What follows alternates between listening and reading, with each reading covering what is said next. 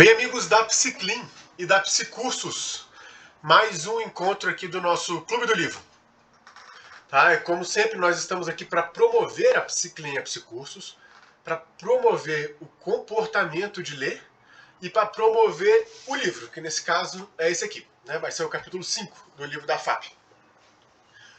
Bom, sábado, dia 10 de setembro, foi Dia Mundial de Prevenção ao Suicídio. Então é uma oportunidade que a gente tem também para estar promovendo a Psiclin nesse momento. Você está passando por alguma dificuldade, não está lidando bem com as coisas, busca ajuda. Aqui na Psiclin, por exemplo, nós temos profissionais capacitados para estar lidando com essas questões. Esse é o maior desafio que a gente tem, não só na nossa vida, como na vida dos nossos pacientes. E em breve teremos um curso de qualificação aqui pela Psicursos sobre intervenção em crise. Tá legal? Com todos esses conhecimentos reunidos, né, e sobre isso, do ponto de vista da clínica. Mas você está precisando de ajuda, busca a Psiclin, busca a Psicursos. Tive um problema no meio da madrugada, ou no final de semana, a Psiclin não está atendendo.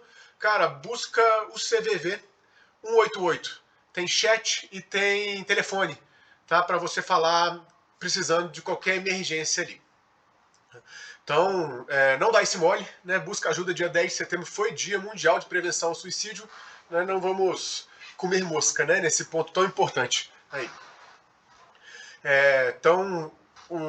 Promovendo a Psiclin, né? E a Psicursos também, que vai ter curso nessa área aí em breve.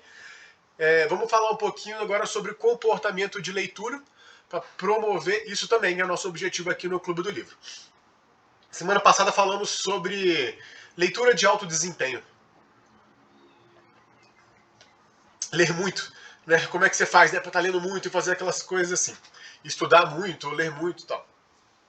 Hoje vamos falar de obstáculos relacionados ao comportamento da leitura. E para muitas pessoas, a concentração, a atenção focada é um obstáculo, né, para conseguir render mais a leitura. Hoje em dia tem muito remédio para transtorno de déficit de atenção, por exemplo. É um transtorno, existe, não é um problema banal nem trivial, assim, dê atenção devida, né, a esse problema. Temos também diagnósticos equivocados ou pessoas que querem apenas um ganho de desempenho, mas não conseguem mexer nas contingências para poder lidar com essa situação e acabam recorrendo a remédios, né, como uma forma de aumentar o desempenho, ali da atenção. Tá? Aqui que a gente pode estar falando aqui no nosso Clube do Livro sobre esse processo para ajudar você a pensar esse momento, né, de falta de atenção ou de déficit de atenção. Atenção é um processo cognitivo constante. A gente está o tempo todo atento. Varia a modalidade da atenção. A gente pode ter uma atenção concentrada ou uma atenção difusa. Atenção concentrada é aquilo que a gente chama de foco. Tá? Ali você vai escolher um estímulo e ignorar o resto. Então é o livro, o estímulo. Eu vou abrir o livro aqui, vou escolher ele e vou ignorar todo o resto que tem por aqui, incluindo essa poderosíssima fonte de estímulos distratores chamada celular, aqui do lado. Então, quando você vai no oftalmologista, né, fazer uma revisão dos seus óculos, ele olha para você e fala: foca na segunda linha. Lê para mim o que tem lá. O que ele está querendo dizer nesse momento? Esquece a primeira linha. Esquece a terceira linha. Esquece todo o resto, cara. Lê a segunda linha, apenas, mais nada, né? Foca ali. Então, o foco tem a ver com isso, né? Com você restringir, né, a sua atenção a um ou alguns estímulos específicos. A outra modalidade de atenção é a atenção difusa. Tá? Quando a gente presta atenção em vários ou todos, ou quase todos, sei lá, os estímulos, mas não foca em nenhum. Então eu estou aqui falando com vocês, mas tem o barulho da máquina de lavar na outra coisa, tem um carro passando lá na rua, meu cachorro está aqui do lado, a mosquinha passou aqui, tal, aquelas coisas assim. Eu estou atento a tudo, mas não estou concentrado em nada. Essa é uma atenção muito importante para a nossa evolução, né, no nosso processo evolutivo. Tá? A gente nos primórdios, éramos macaquinhos que andávamos em bando, né? Aqui pelo Cerrado, por exemplo, onde eu estou aqui, mas vocês podem estar em outra vegetação, né? Estavam andando ali um bando de macaquinhos, e aí de repente alguém ouve um crack, uma folha quebrando ali atrás. Você olha para a folha e tal, é uma cobra. Né? Aí você fala, cobra, todo mundo sobe na árvore. Aí você está protegido da cobra. Então era importante estar atento a vários estímulos ao mesmo tempo. Tá? Ali. Para nossa sobrevivência. Os predadores podem vir de qualquer lado. Hoje em dia, tal como a sociedade tem se organizado, a vida favorece muito quem domina mais a atenção concentrada do que quem domina mais a atenção difusa. Tá? A atenção difusa continua importante. Né? Minha cachorra, por exemplo, ela está dormindo, ela levanta a orelha, vira, baixa a orelha. Ela está dormindo, mas ela está atenta. Tem um processo de atenção, né, ali no ambiente. Então ela continua importante, mas a vida favorece hoje em dia, né, paredes, ar-condicionado, chave na porta, né, e outras coisas, e uma sociedade voltada pro modelo acadêmico profissional, né, de ler matemática, sentar, ficar atento nesse tipo de estudo que a gente, de contingências de aprendizado que a gente tem priorizado aqui na nossa sociedade, né, favorece muito pessoas que têm esse, e é um obstáculo para pessoas que têm, por exemplo, déficit de atenção. Então, algumas reflexões, né, para a gente pensar sobre isso. Primeira, pensar o ambiente. Tá? Se você não está sendo reforçado naquele ambiente, se você não está rendendo naquele ambiente, se você gostaria de não está se sentindo bem ali, muda de ambiente. Tá? Um exemplo que a gente tem hoje em dia, nas notícias aí, por exemplo, é o do Michael Phelps, né, nadador norte-americano. Ele era criança, ele deu uma entrevista falando, quando ele era criança, ele estava atacando o terror em sala de aula, e aí a professora dele virou para ele e falou, você nunca vai ser ninguém nessa vida. Né? E aí ele deixou de priorizar a escola, entrou na piscina, priorizou a piscina, e hoje ele é o maior nadador olímpico da história. E se não for o maior medalhista olímpico também, que eu acho que é aquela Biles, né, Simone Biles, né, que sofre com depressão, apareceu muita notícia dela, né, nesse sentido de saúde mental. Acho que ela deve ser a maior, né, ou ele ou ela, né, são os dois principais medalhistas olímpicos da história. Então, esse exemplo do Phelps é para isso, cara. De repente muda de ambiente, não está gostando, não está rendendo bem ali, muda de ambiente. Tá? A déficit de atenção não significa que você não consegue, você ou a pessoa, né, não consegue focar. Significa que a quantidade de tempo e de intensidade é menor. E a atenção concentrada, para quem tem déficit de atenção, é muito sensível à motivação.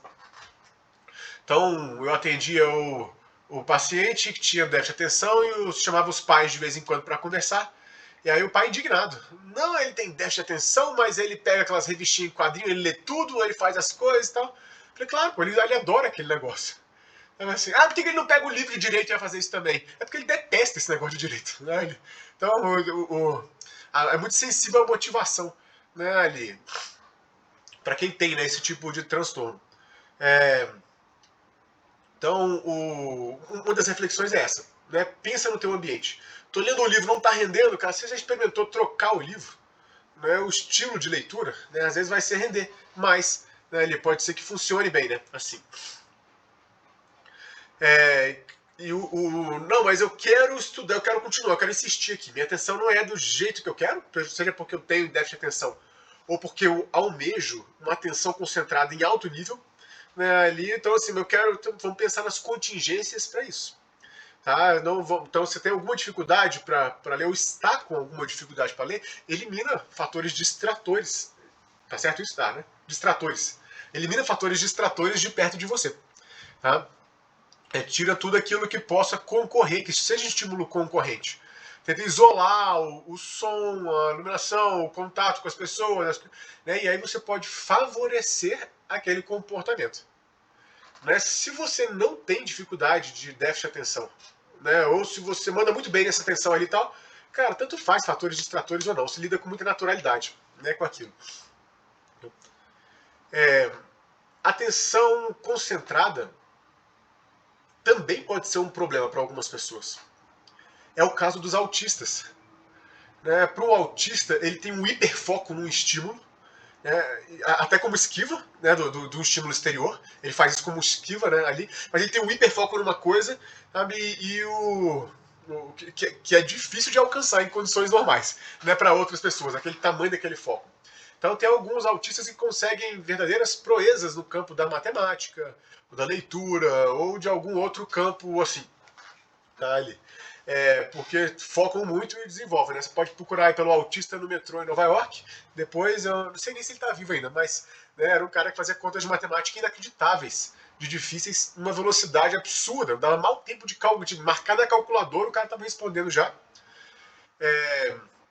Só que ele não conseguia trabalhar. Assim, o cara não conseguia, porque não é uma escolha dele. Né? Vou focar nisso aqui, depois eu vou focar numa outra coisa. Né? E o trabalho te obriga, né? a estabelecer esse controle de contingências, né, para poder falar com alguém, né, emitir uma comunicação, resolver um processo, depois fazer outra coisa. Né. Para quem não tem transtorno do espectro autista, né, a atenção concentrada também pode dar problema se você abusar no treino, né, para ficar bom nesse negócio. Né, assim como se você abusar no exercício físico, você vai acabar lesionando, né, um músculo, as costas ou alguma coisa assim. Se você abusar no treino de atenção concentrada, você também pode acabar se lesionando e dando problemas. Tá? É o caso do Garry Kasparov, enxadrista profissional. Tá? É um russo, jogador de xadrez, foi muito famoso na década de 80, onde a maioria de vocês não era nem nascido, né, mas vocês podem pesquisar lá na internet, né, que era ele. Ele é o opositor ferrenho do Putin, né, foi preso várias vezes, né? Putin não é muito tolerante, né, com os opositores. Foi preso várias vezes, sofreu algumas dificuldades lá, né, mas ele é uma celebridade na Rússia. A Rússia valoriza muito o xadrez como esporte nacional. Né? E o Kasparov fazia demonstrações públicas das habilidades incríveis que ele tinha de concentração. Tá? Ele, por exemplo, tinha desafios contra megacomputadores num jogo de xadrez. Era ele, na frente de um tabuleiro de xadrez, e do outro lado era um computador que era o tamanho de um quarto inteiro.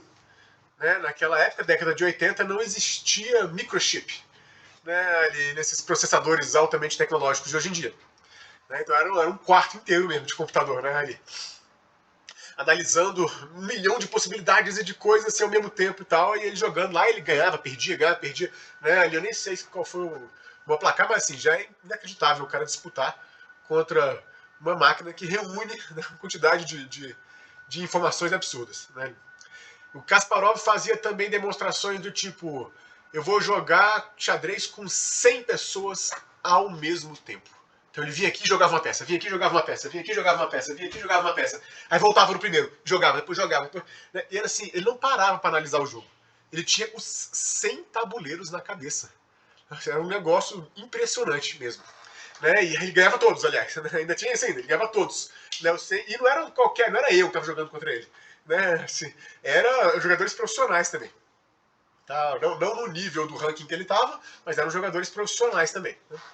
Então ele fazia essas demonstrações incríveis. Aí, recentemente, um pouco antes da pandemia, eu vi uma entrevista com a mulher do Garry Kasparov. E ele falando, e ela falando, que ele está quebrado. Assim, não funciona direito mais na cabeça. Né? Assim, tem horas que ele entra em hiperfoco, que ninguém tira. Né? E tem horas que ele não consegue focar nas coisas. As pessoas pedem, tentam, mexem e tal, mas ele não consegue focar. Né? Ele está sem essa habilidade de fazer isso por conta própria. O que gera enormes transtornos na família. Né? Afinal de contas, as pessoas precisam ter horário para fazer refeição, higiene pessoal, né? Para estar acordado, para estar dormindo e tal, senão você atrapalha os outros em casa. Né? E na sociedade ele também. Então, ele forçou tanto que é como se tivesse, vou malhar bíceps horrorosamente, né? E estragou o bíceps, não mexe mais. Né? Ou mexe sem a mesma precisão de uma pessoa normal, por exemplo. Então, né, tenta melhorar as contingências que você tem aí disponível para se concentrar na leitura. Aprenda sobre você mesmo, quais são as contingências que influenciam seu comportamento de leitura para render mais, e pratica também, vai treinando. né, esse tipo de coisa, não como Garry Kasparov, né, mas como uma pessoa que quer ler cada vez mais, né, e aprender com o conhecimento que temos, né, aqui nos nossos livros. Então, bom, isso foi um pouquinho da nossa. Né, promovemos a Psiclinha Psicursos, né, falando do Dia Mundial de Prevenção ao Suicídio, promovemos um pouco nosso comportamento de leitura. Vamos agora promover o livro do Kohlenberg e da Tsai, né, capítulo 5, Cognições e Crenças, né, que ele traz, né, sobre esses assuntos aqui, cara. Bom, ele vai falar primeiro das terapias cognitivas, porque cognições e crenças são conceitos primordiais nas terapias cognitivas. E o que isso tem a ver com a gente, behaviorista, como é que a gente pode usar isso ou não, né, a nosso favor. Enfim, ele deixou claro em outros momentos que qualquer técnica que seja, que caiba no nosso referencial teórico, que a gente tenha uma maneira de interpretar e lidar, qualquer delas é bem-vinda, né, aqui. No modelo cognitivo, né, eles têm aquele modelo ABC, né, quem viu aí no livro, né, A, setinha B, setinha C, né, que A é um estímulo antecedente, o B seria o pensamento e o C o comportamento. Né, um pensamento ou uma crença, né, e o C o comportamento ou o sentimento. Tá? Então os cognitivos eles acreditam que as cognições, que é onde se localizam, entre outras coisas, as crenças, tá, determinam o comportamento e o sentimento. É diferente de como a gente pensa. Tá? Aqui. Mas as universidades, elas, por algum motivo na história, elas tenderam a agrupar, né, as terapias cognitivas e comportamentais nos mesmos laboratórios ou regiões. Né? E aí dá uma impressão que fala, terapia cognitivo-comportamental, então ele é comportamental também. Ele é cognitivo e, além disso, comportamental. Não, cara. Né, isso foi segundo Chiesa, desse livro aqui, Behaviorismo Radical, Filosofia e Ciência, uma visão totalmente diferente sobre o objeto de estudo da psicologia. Um dia será reconhecido que esta posição ter surgido sobre o rótulo do behaviorismo foi, acima de tudo, um acidente na história. Então, o que acaba atrapalhando um pouco, né, ou dificultando a compreensão adequada sobre o que vem a ser as terapias comportamentais. Mas então a gente está vivendo essa realidade onde as faculdades agruparam, né, esse tipo de matérias, ou pelo menos se aproximaram desse tipo de matérias. Então, cabe a você diferenciar essas duas. Tá? Assim como Kohlenberg e Tsai fizeram, no próximo livro da DBT vai ter mais observação nessa mesma linha, né, para poder pensar as coisas cognitivas aí. Então, para o cognitivo, mudar pensamentos e crenças é o caminho para a cura. Tá? No sentido de que a cura é a mudança do comportamento, que é o nosso objetivo. Tá? A cognição virou um produto, né, e as estruturas cognitivas e os processos cognitivos estão associados, né, a esses produtos. Ali, tá? Então a crença, né, ninguém vai gostar de mim, ninguém me ama, nunca vai dar certo para mim, né, eu sou burro, eu não consigo, essas crenças assim, né, que os cognitivos vão atacar para que gere um comportamento diferente no final. Nas terapias comportamentais, nós aqui, tá, a gente entende que o comportamento ele é modelado por contingências. Tá? E aí ele vai falar da importância de você entender bem tatos e mandos. Lembra lá do comportamento verbal? Né? Tatos são... tem um estímulo antecedente, que é físico, pode ser público ou privado, né? Mas tem um estímulo antecedente. Aí eu tenho a resposta do tato, onde eu vou descrever aquelas contingências. A topografia da resposta do tato é essa. Eu vou descrever aquelas contingências. Está quente, está muito seco em Brasília, e eu não respiro direito nessa época. Né? Ou essas coisas assim. Né? Ou então a nuvem, né, é branca, o céu é azul. Né? Essas coisas assim, eu estou descrevendo as contingências. E como consequências eu tenho a aprovação social. Muito bem, é isso mesmo. Caramba, é mesmo. Tá? Alguma coisa assim. Mandos, né, são comportamentos que têm como antecedente uma operação motivadora de privação, principalmente, né, que eu quero resolver.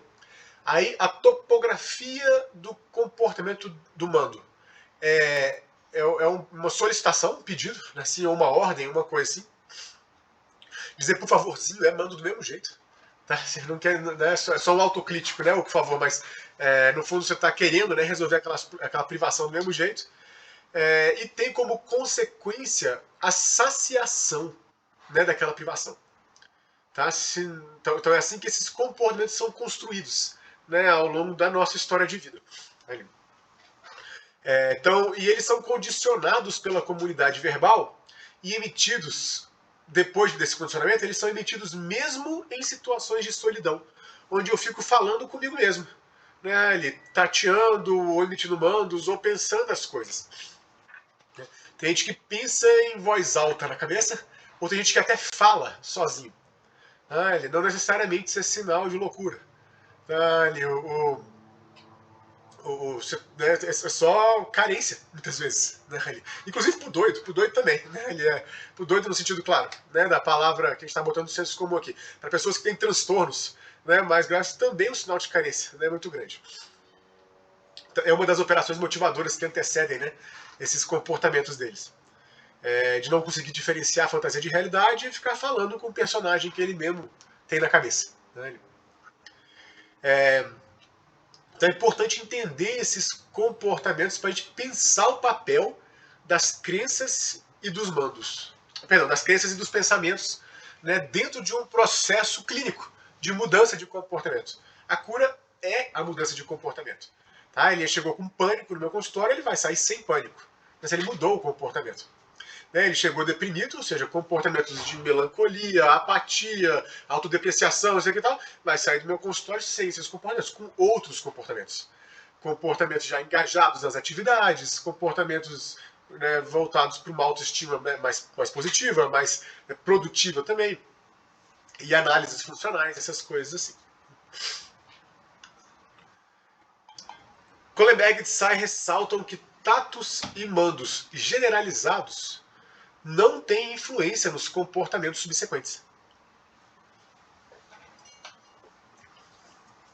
Tá? Então, as coisas quanto mais específicas, né, mais a gente vai ter alguma relação entre pensamentos e comportamentos. Né, e ele vai mostrar qual é essa relação ao longo desse capítulo. Né, mas não é uma relação. Né, aliás, então, assim, antes de falar da relação mesmo, né, então ele vai falar de duas formas, de duas contingências que controlam comportamentos. Mesmo os comportamentos privados. Tá? Porque o cognitivo, ele diferencia, né? Para ele, pensamento e crença é uma coisa, comportamento é só aquilo que é público. Tá? Para nós, behavioristas radicais, não.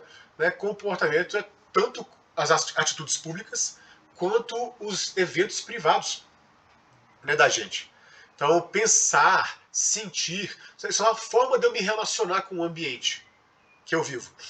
Né? Então, isso também é comportamento. Então, uma maneira, né, de pensar o controle dos comportamentos é o comportamento modelado pelas contingências. A comunidade verbal foi modelando, né, sua forma de falar, de emitir tatos e mandos ao longo do tempo. Né, e a outra forma é o comportamento governado por regras. E aí depois ele vai puxar o gancho, né, para falar da regra como uma crença, né, ali sobre o que você tem, né, acerca do ambiente ou das coisas, do funcionamento das coisas e tal. Então, o comportamento governado por regras, ele também precisa de esquemas de reforço. Tá? Ninguém nasce obedecendo. Aliás, a criança não nasce nem sabendo falar português, nem inglês, nem mandarim. Né? Ela só nasce sabendo chorar e sugar. Né? Aliás, sucção. Né? Aliás, que ela para poder mamar. Né? Isso que ela nasce sabendo fazer. E aí, comportamentos, né, de digestão, de intestino, coisa assim. Ela mal sabe regular a própria temperatura corporal, a criança.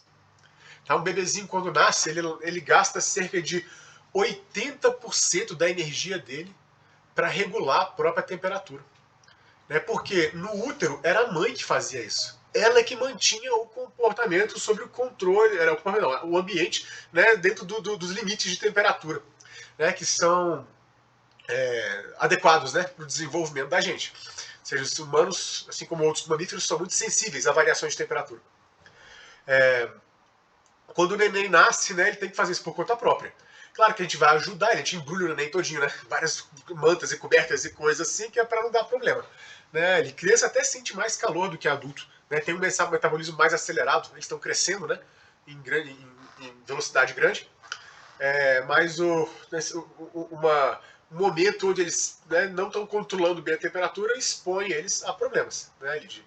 De hipotermia ou hipertermia, né? Também conhecido como febre. Essas situações. Então, a criança não nasce sabendo falar, né? Nem ouvir, nem obedecer. Ela precisa ser ensinada esse tipo de coisa. Então você vai reforçando ela a obedecer regras. Né? E tem gente que faz muito mal esse condicionamento lá nos primórdios. Né? E aí dá problema depois no futuro. Mas tem também pessoas com algumas dificuldades, até filogenéticas, né, relacionadas a isso. Se chama de transtorno opositor de conduta. Né, as pessoas que têm esse tipo de dificuldade ali. Né, não lidam bem com esquemas de controle, acabam gerando um contra-controle e por aí vai. Então, em última instância, Hollenberg e Tsai trazem comportamento governado por regras é um comportamento modelado por contingências, do mesmo jeito. Tá? Mas então, a gente pode emitir, o Skinner vai falar que a regra, né, ela vai gerar uma ideia de controle. Então ele pensa melhor, né, o Skinner propõe pensar esse tipo de coisa de forma mais eficiente, quando você pensa as dicotomias. Por exemplo, deliberar versus impulso. Eu vou decidir de forma impulsiva, fazer logo agora.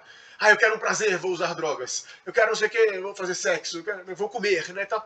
Ou eu vou pensar de forma deliberada. É melhor eu, né, não tomar cerveja hoje porque eu tenho que acordar cedo da manhã, porque eu tenho que trabalhar, porque eu tenho que fazer exercício, porque eu tenho.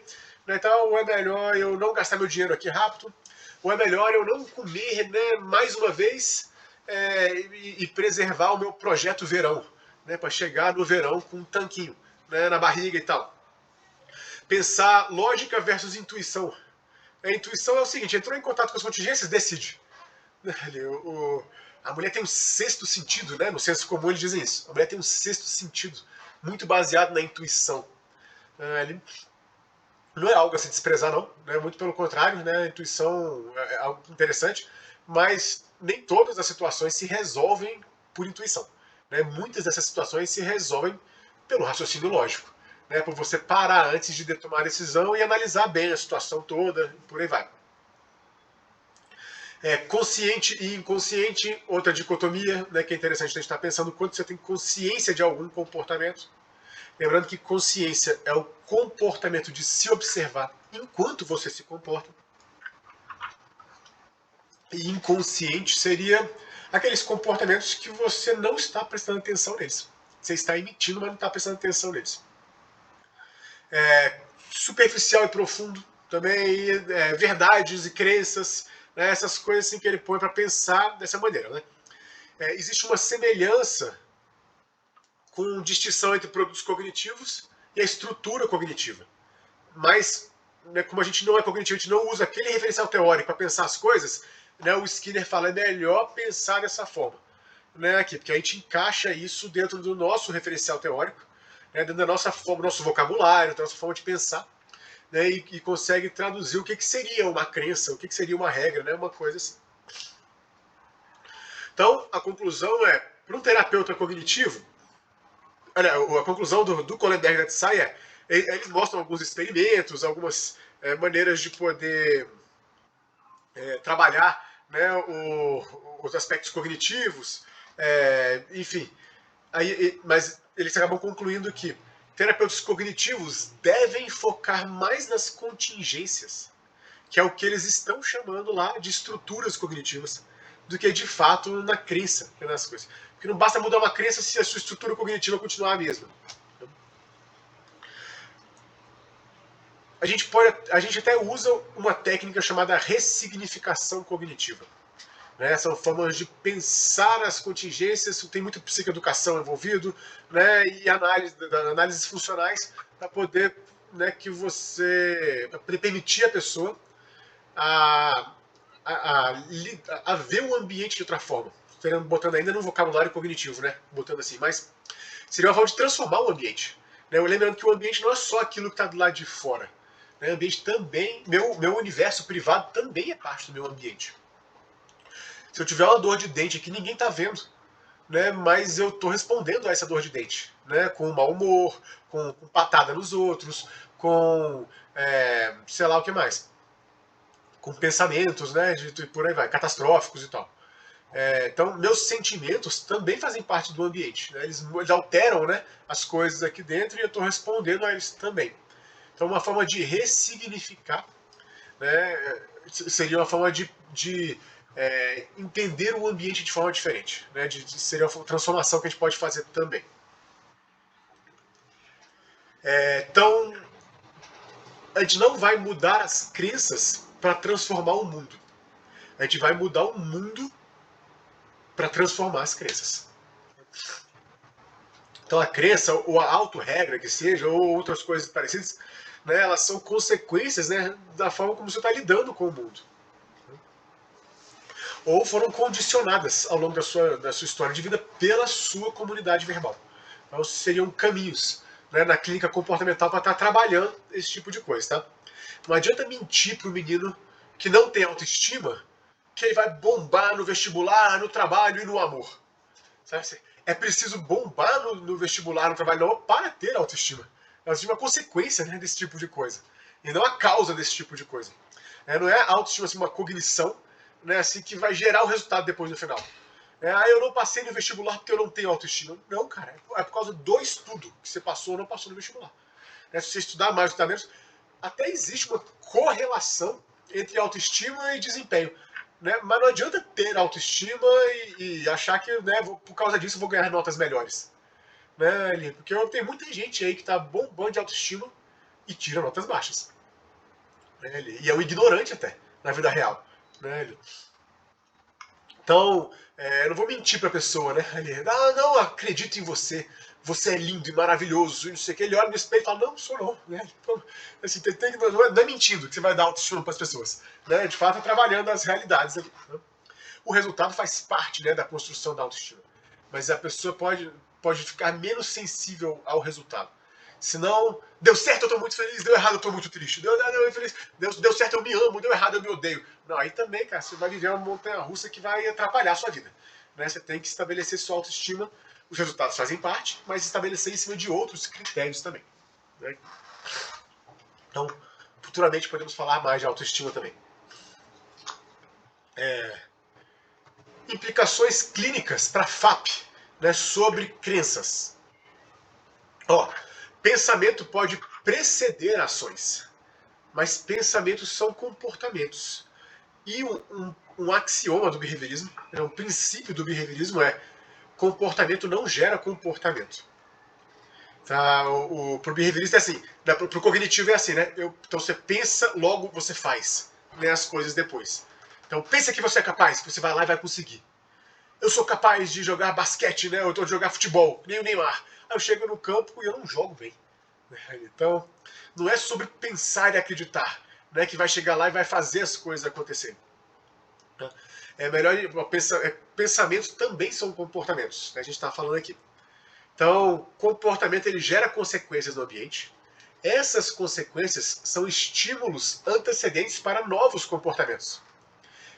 Aí vai ter um novo comportamento, vai gerar novas consequências que vão ser estímulos antecedentes para outros comportamentos e por aí vai. A gente pode pensar na ideia de encadeamento de respostas. Tá? Já encadeando uma resposta na outra para conseguir coisas, repertórios complexos, por exemplo. Como amarrar o sapato, ou estudar, né, ou, sei lá, fazer um esporte mais difícil assim. Então, não é o comportamento que gera comportamento, não é o pensamento, né, que vai mudar tudo. Né? Não adianta chegar para a pessoa e falar, não pense que você é bobo, ou que você é ruim, nem feio. Pense que você é bonito e inteligente. Não é bem difícil, né, de funcionar, né, esse tipo de coisa. Porque se funcionasse, nem precisava de terapeuta, cara. A mãe da pessoa falava para ela. Algumas mães, né? Tem uns que são meio cruéis aí. Mas bastava a mãe, ou um namorado, namorada, ou alguém falar, era resolvido o problema. Né? Mas não resolve. Né? Porque precisa das contingências, né? Não precisa só de alguém falando isso.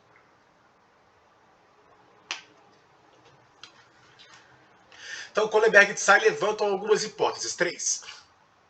Ó, lá no livro tá A setinha, B setinha, C, ou então A setinha para o alto, B setinha para baixo, C, né? Ou então o AC sem o B no meio. Né? Então, ele tem vários modelos diferentes. Você vai estar pensando essa coisa do antecedente, do pensamento e do comportamento. Né? Hipótese 1. Pensamento influencia comportamentos subsequentes. Tá? É a hipótese que a gente vai pensar com menos força até. Porque não é que não influencia, mas assim, não é aquela influência, né? Assim, senão aquilo que a gente falou, basta pensar que vai dar certo que chega lá e dá certo. Né? Que o pessoal da psicologia positiva, né, caminha nessa linha aí. Né? Do pensamento é positivo atrai positivo. Né? Pense que você vai ser feliz, que você vai ser feliz, tal. Menos, cara. O segredo, aquelas coisas assim, né? Ali que não é minha praia mesmo, né? Esse tipo de filosofia, de psicologia. Mas sim, pode ter alguma relação entre pensamentos e comportamentos subsequentes. Hipótese 2. Pensamento não influencia comportamentos subsequentes. Você pode pensar que você é o máximo e não conseguir fazer as coisas. Você pode pensar que não vale nada, chega lá e conseguir fazer as coisas. Você pode pensar que vai dar certo e chega lá e conseguir também. Né? Isso. Então, assim, na verdade, a gente vai analisar são as contingências envolvidas. Né? E não simplesmente estabelecer uma fórmula mágica de que né, você pensou que vai dar certo e aí deu errado? Então é porque você não pensou direito. No fundo, você não acreditou, né, nesse tipo de coisa. A mudança está dentro de você. Tá? Isso seriam perspectivas, né, dos concorrentes aqui da gente. Então, pensamento não influencia comportamentos subsequentes, essa é uma hipótese. Né, assim, que eu falei, pode ter alguma correlação, mas relação direta não. E terceira hipótese, pensamentos contribuem para aumentar a força de um comportamento modelado por consequências. Aí é interessante essa hipótese também para a gente. Né? Porque o pensamento ele altera o ambiente de alguma maneira. Não né, o meu ambiente interno. Né? A partir do momento em que eu penso diferente sobre a minha mãe, por exemplo, por que ela briga comigo? Por que ela reclama de tal coisa? Né? Por que ela lamburia? Né? Ou faz outras coisas? Por que ela né, me pede umas coisas injustas? Ou tal, né? A partir do momento que eu penso diferente sobre ela, às vezes basta conhecer a origem dela, né? Desses comportamentos dela. Uma infância difícil também, ou coisa assim. Eu já posso lidar de outra maneira com interações desse nível com ela. Não vai resolver minha mãe. Até que ela vai ficar com o mesmo comportamento.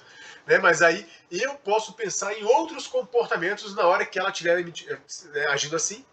E isso vai acabar conduzindo a nossa interação para uma outra direção.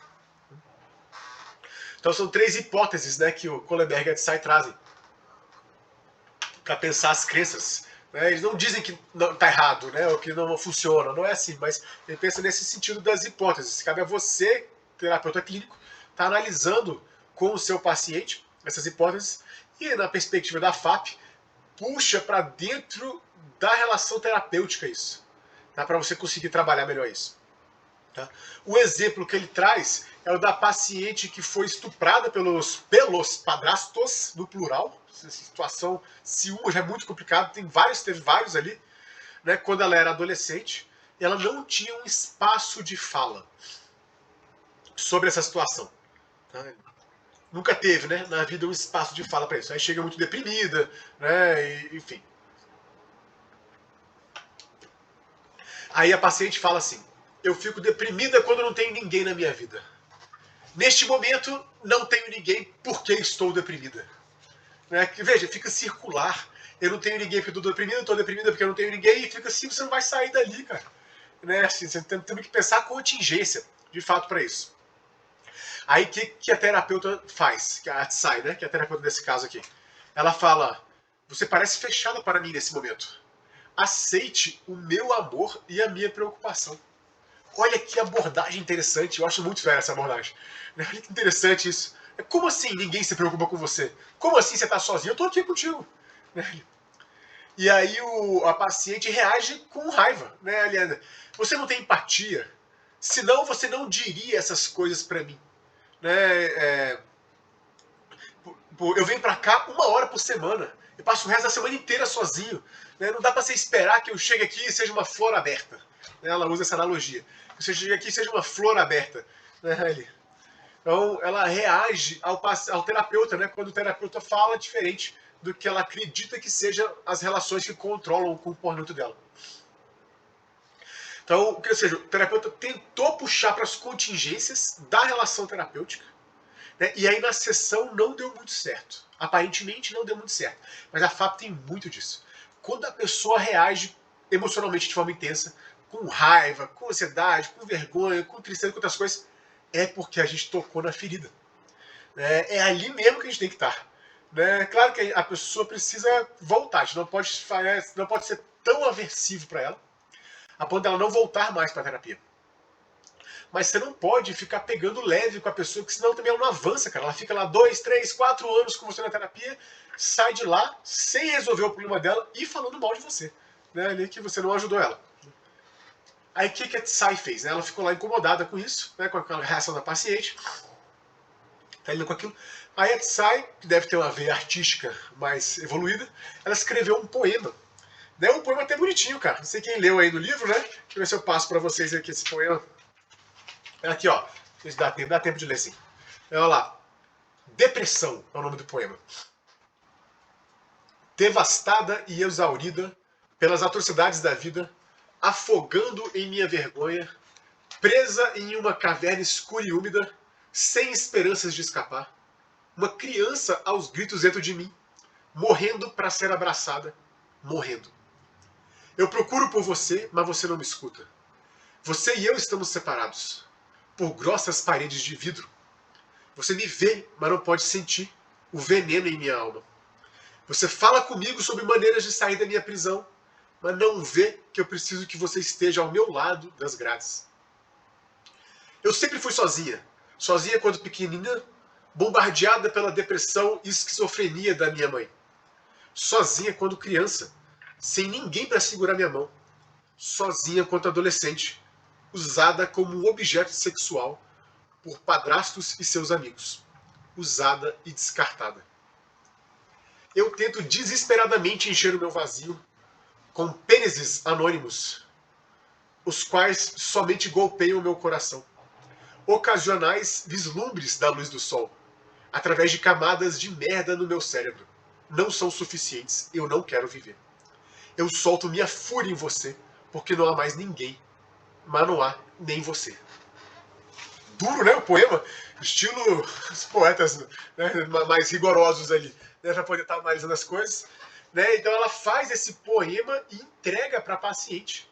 Né? Eu acho esses recursos criativos muito interessantes, né, da FAP. De você estar se expondo, puxando para a relação terapêutica, colocando ali. Né? A terapeuta fez esse poema como uma tentativa de alcançar ela. E funcionou. A paciente ficou extremamente emocionada e disse que foi das coisas mais bonitas que alguém já fez por ela na vida. Ou seja, a terapeuta conseguiu alcançá-la. Conseguiu dizer assim, ó, não é porque você está sozinha que você é deprimida que você está deprimida que você está sozinha. Né? Assim, vamos quebrar isso. Né? Tem gente mais próxima de você que você não está conseguindo aproveitar as relações. No caso, a terapeuta. Não importa se a terapeuta fica 1 hora por semana, ou 40 horas por semana, ou sei lá quantas mais horas por semana junto. Né? Importa você conseguir conectar. É o começo. Começa de algum lugar. Né? E aí ela começou fazendo isso. Né? Aí ela se abriu, ali consegue sentir o carinho, o amor. Então pensa assim, eu não sou um objeto para os outros usarem e eu ser descartada. Né? Eu sou também importante para alguém. E alguém é importante para mim. E a partir daí eu vou reconquistar a confiança nas pessoas. Eu vou investir na relação com as pessoas. E aí sim, eu vou trabalhar o meu ambiente que me deprime tanto.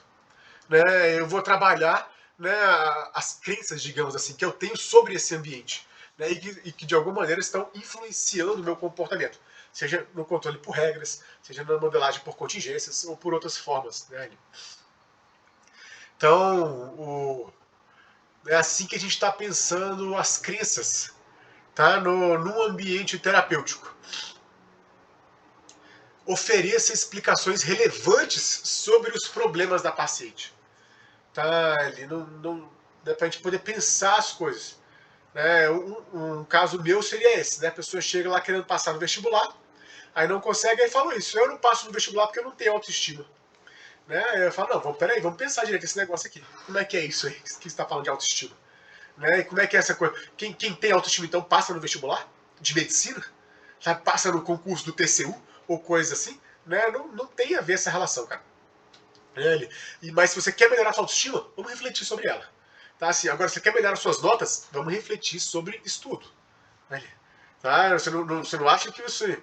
Se sua mãe de repente disser que você é a pessoa mais linda do mundo, a mais bonita do mundo. Tá?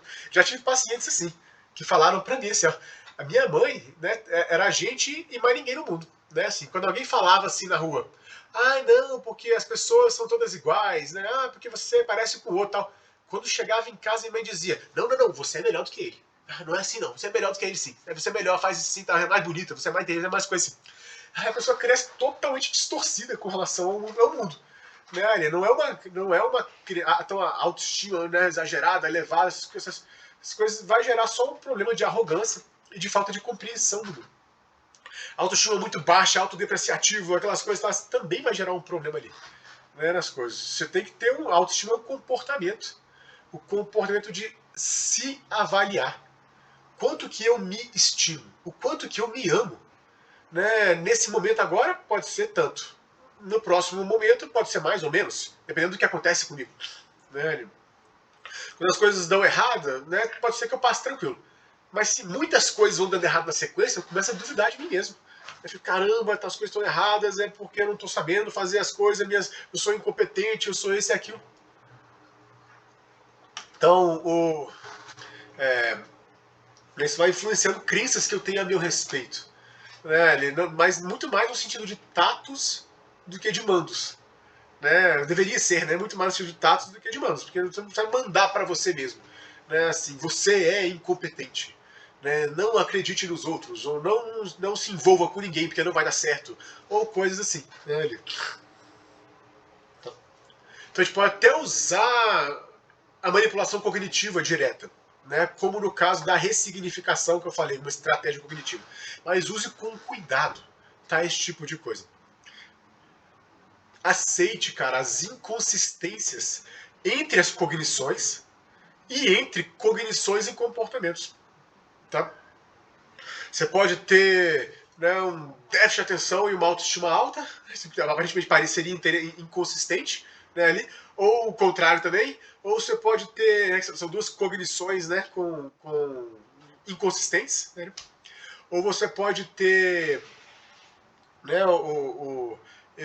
eu sou idiota, mas eu passo no vestibular, eu passo nas provas, eu passo no concurso, passo nas coisas, né, ou o contrário também.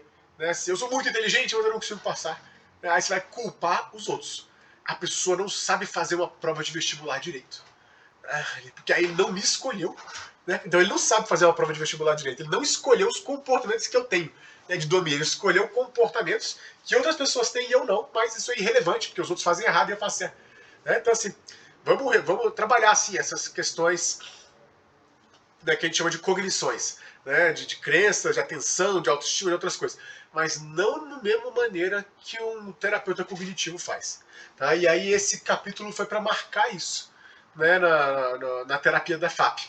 Então, como é que um behaviorista está pensando essas coisas?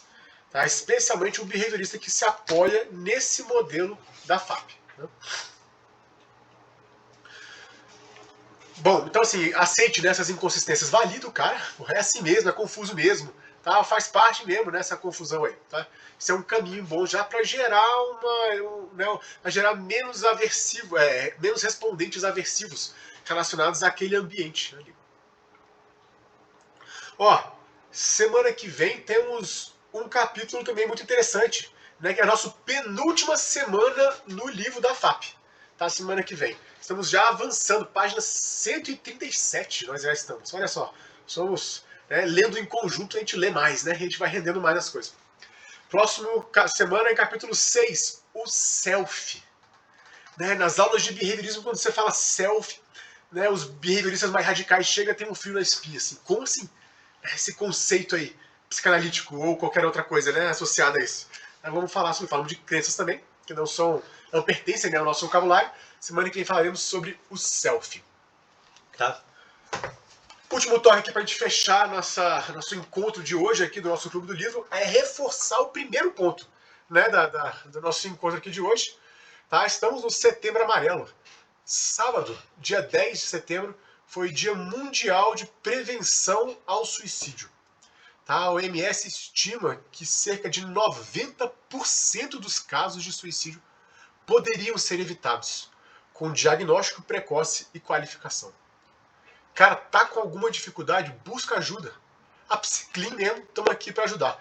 Temos profissionais qualificados para isso. Entre em contato com a gente aqui no chat, no Instagram, @Psiclean _DF, né, ou por e-mail, ou de alguma outra forma, né, ou né, entre em contato com o CVV 188. Eles têm chat e áudio, né, no telefone para poder conversar em momentos de crise 24 horas por dia. Né, se na Psicliente não funciona ainda 24 horas por dia, a gente pode até chegar lá, mas né, por enquanto ainda não. Então, se você tiver alguma dificuldade, são caminhos, né, para você estar lidando com isso. Valeu, gente. Beijo, tchau. Até semana que vem. O lance do suicídio teve a ver com o meme que eu postei, né, lá no WhatsApp da gente. Os livros me ajudam a ver através dos muros. A pessoa sobe no livro, vê lá a tragédia que é do lado de lá do muro, fica desolada, né, naquele negócio. Não é mentira isso não, né, mas tem maneiras de você lidar melhor com isso. Né, vamos falar disso até no nosso próximo livro. Tá? Semana que vem, a penúltima semana do livro da FAP. Depois tem mais uma semana para fechar os 2 últimos capítulos. E aí a gente vai para o nosso livro DBT. Tá? Que aí vai falar especificamente dessa população que corre riscos e que trabalha essas coisas assim. Valeu, gente. Beijo, tchau. Até semana que vem. Aguarda aí os feedbacks de vocês. Não me deixem carente. Valeu.